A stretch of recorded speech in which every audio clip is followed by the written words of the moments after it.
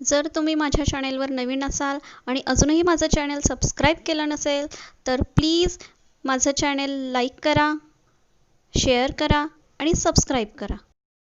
नमस्कार विद्यार्थी मित्रांनो, मागील व्हिडिओमध्ये आपण व्यवस्थापनाच्या कार्यातील समन्वय या कार्याविषयी सविस्तर स्टडी केला. आजच्या व्हिडिओमध्ये आपण व्यवस्थापनाच्या कार्यातील सगळ्यात महत्त्वाचे आणि शेवटचे कार्य येते ते म्हणजे नियंत्रण. आणि या नियंत्रणाच्या कार्याविषयी किंवा व्यवस्थापनातील जे काही शेवटचे कार्य येते ते म्हणजे नियंत्रण, या नियंत्रणाविषयी आज आपण सविस्तर चर्चा करणार आहोत. नियंत्रण हे व्यवस्थापनाचे अत्यावश्यक असलेले कार्य आहे की व्यवस्थापन कार्य हे नियोजनाबरोबर सुरू होते आणि नियंत्रणाबरोबरच ते समाप्त होत असते. नियंत्रण हे व्यवस्थापकीय कार्य जरी असले तरी ते नियोजन, संघटन, कर्मचारी व्यवस्थापन असेल आणि निर्देशन या इतर कार्यांबरोबरच व्यवस्थापनाच्या कार्यामध्ये नियंत्रणाचे कार्य तितकेच महत्त्वाचे असलेले दिसून येते.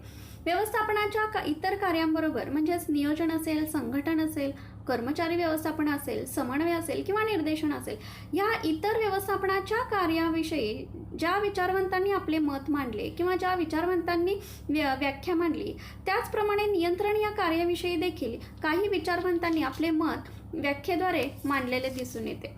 बघा, फिलिप कोटलर यांनी नियंत्रणाविषयी डेफिनेशन मांडली. प्रत्यक्ष परिणाम आणि अपेक्षित परिणाम यांची तुलना करण्यासाठी केलेल्या प्रयत्नांच्या पूर्ण प्रक्रियेला नियंत्रण असे म्हणतात.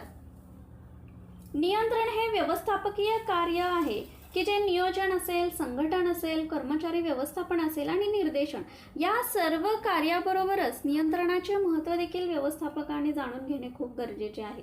कारण ते नियोजन केलेली ध्येये ही साध्य करण्यासाठी संघटनात्मक साधनांच्या प्रभावी आणि निपुण वापराची खात्री देत असतात.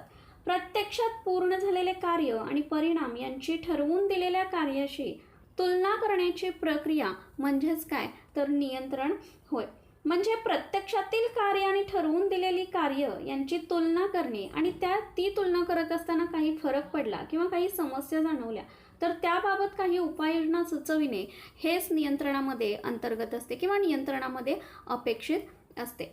नंतर डेल हेनिंग यांनी नियंत्रणाविषयी काय डेफिनेशन मांडली आहे बघा. नियंत्रण ही अशी प्रक्रिया आहे की ज्यामध्ये नियोजनबद्ध कृतीतून कार्यपूर्ती करण्याचा प्रयत्न केला जातो.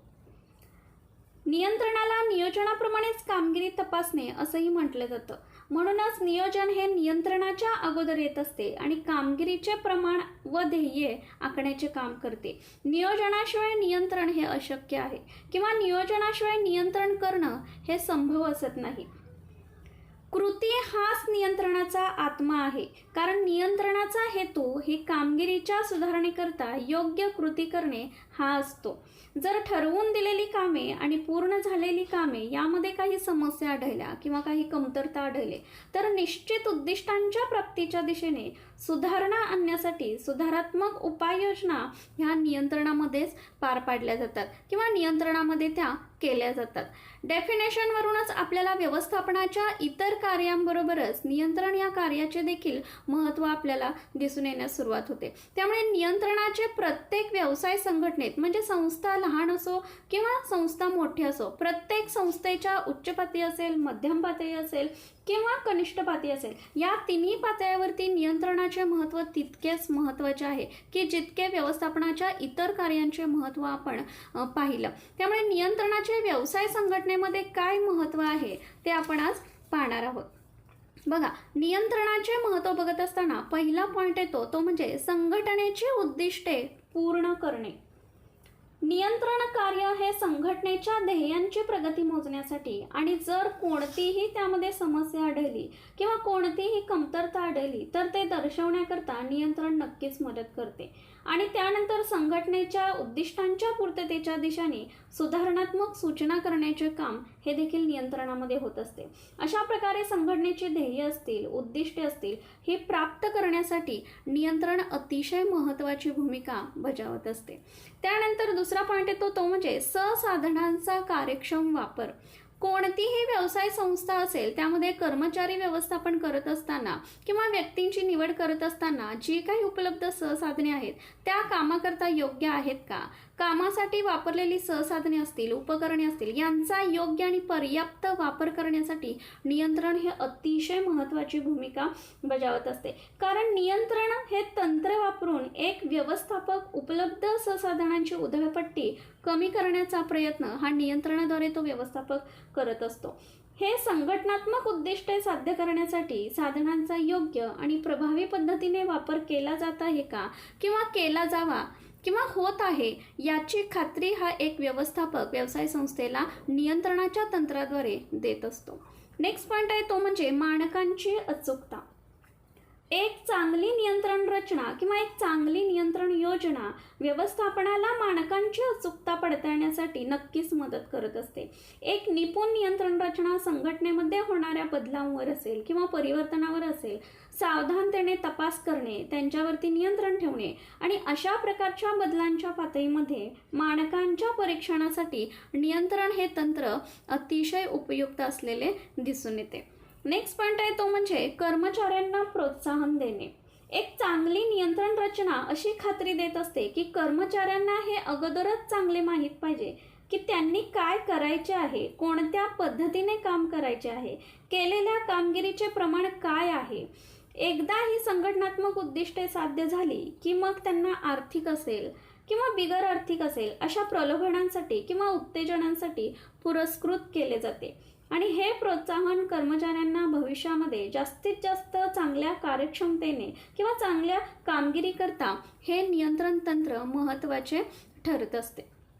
नेक्स्ट पॉईंट आहे तो म्हणजे सुसूत्रता आणि शिस्तीची हमी. नियंत्रणाचे कार्य हे संघटनेमध्ये आज्ञा आणि अनुशासनाचे काम करत असते. ते कर्मचाऱ्यामधील वाईट वागणूक असेल ही कमी करण्यासाठी नियंत्रणाचे तंत्र वापरात आणले जाते. या रचनेअंतर्गत म्हणजेच नियंत्रणाच्या तंत्राचा वापर करून संबंधित अधिकाऱ्यांकडून नियमित तपासणी केली जाते आणि अगोदरच ठरवलेल्या ध्येयामध्ये कोणतीही कमतरता असेल तर ते टाळण्याकरता काही प्रतिबंधात्मक कृती असतील किंवा समस्यांवर काही उपाययोजना असतील हे याच नियंत्रणाच्या अंतर्गत व्यवस्थापक पार पाडत असतो. नेक्स्ट पॉईंट आहे तो म्हणजे सुसूत्रता आणि शिस्तीची हमी देणे. नियंत्रणाचे तंत्र हे अशा प्रकारचे तंत्र आहे की ती फक्त त्या व्यवस्थापकाच्या जबाबदाऱ्यावर नाही तर त्यांच्या अंतिम जबाबदारीवर सुद्धा ते केंद्रित केलेले असते. संघटनेमधील सर्व विभाग असतील ही एकमेकांवर नेहमी अवलंबून असतात. मग त्या ठिकाणी उत्पादन विभाग असेल, खरेदी विभाग असेल किंवा विक्री विभाग असेल किंवा वित्त विभाग असेल, ही सर्व विभागे संस्थेमध्ये पार पाडत असताना ही सगळी विभागे एकमेकांवर अवलंबून असतात. त्यामुळे त्या ठिकाणी नेहमीच सर्व विभागीय व्यवस्थापकांच्या दरम्यान एक चांगले संबंध प्रस्थापित करण्यासाठी नियंत्रणाचे कार्य हे अतिशय महत्त्वाचे मानले गेलेले आहे. प्रत्येक विभागांच्या प्रमुखांच्या दरम्यानचा समन्वय हा त्यांच्या संबंधित विभागामध्ये जर कोणताही फरक निर्माण करत असेल तर तो फरक शोधून काढण्यासाठी आणि निश्चितच तो परिणाम साध्य करण्यासाठी नियंत्रण ही महत्त्वाची भूमिका संस्थेमध्ये पार पाडत असते. नेक्स्ट पॉईंट आहे ते म्हणजे समन्वयाची सुविधा. नियंत्रण रचना करत असताना किंवा नियंत्रणाची कृती साध्य करत असताना त्या कामगिरीकरता जबाबदार असतो.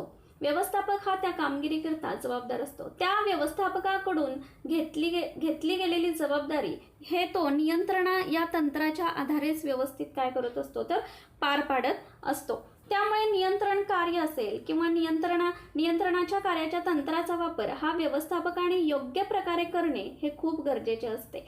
त्यामुळे व्यवस्थापनाच्या इतर कार्याबरोबर नियंत्रणाच्या कार्याचा वापर देखील तो समन्वयाने किंवा विविध विभागामध्ये योग्य पद्धतीने समन्वय साध्य करण्यासाठी हा व्यवस्थापक करत असतो. नियंत्रण रचनेची आखणी अशा प्रकारे केली जाते की ती फक्त त्या व्यवस्थापकांच्या जबाबदारीवर नाही तर अंतिम जबाबदारीवर सुद्धा ते केंद्रित करत असते.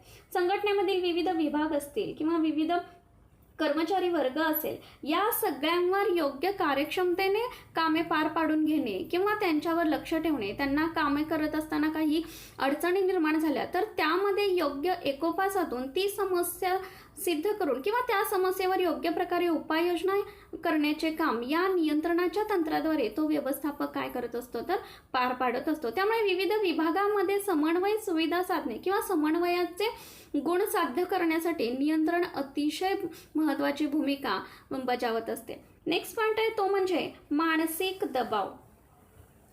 नियंत्रित दबाव व्यक्तींवर उत्कृष्ट कामगिरी करता मानसशास्त्रीय दबाव टाकत असतो. त्यांच्या कामगिरीचे त्यांच्याकरता ठरवलेल्या ध्येयांबरोबर हे नक्कीच मूल्यमापन नियंत्रणाद्वारे केले जाते.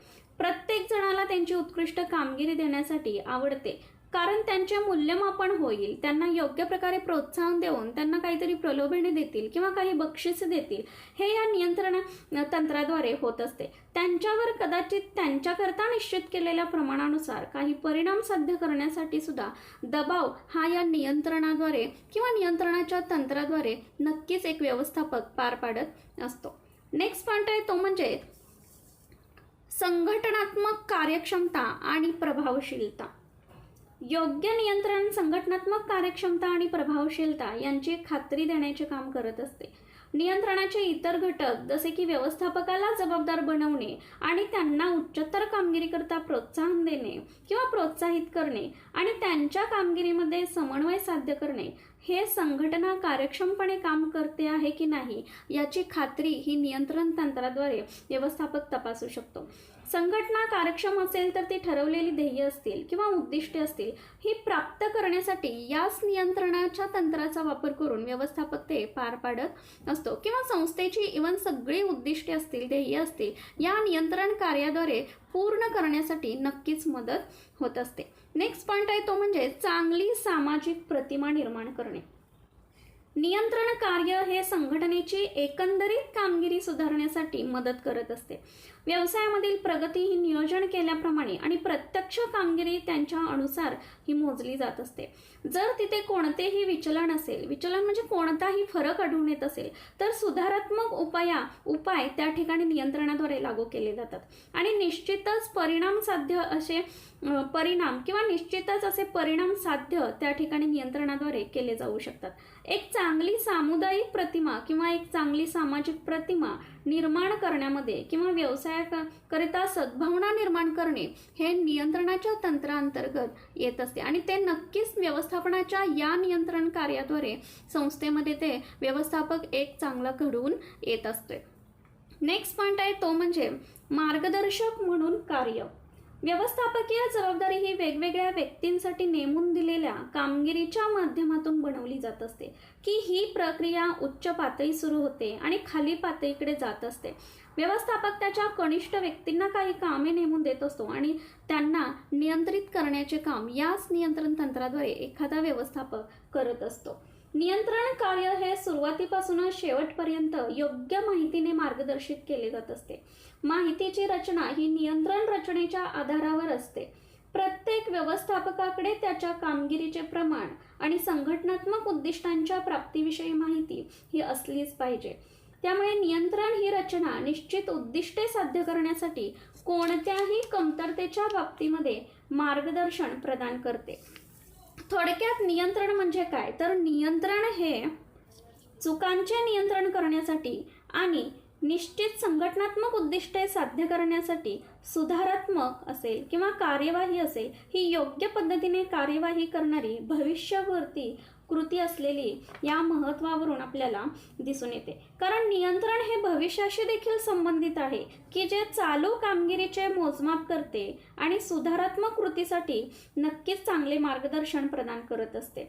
हे नियोजनानुसार भविष्यातील कामगिरीची खात्री देण्याचे काम करते की ज्यामुळे भविष्यामध्ये त्याच चुकांची पुनरावृत्ती होणार नाही.